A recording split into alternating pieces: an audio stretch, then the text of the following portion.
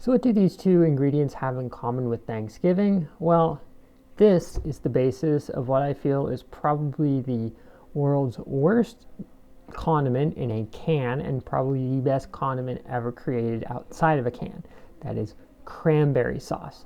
So let's dive into how my sister uses a recipe that she found online to make some really good cranberry sauce. I promise, guys, it's really not as hard as it looks.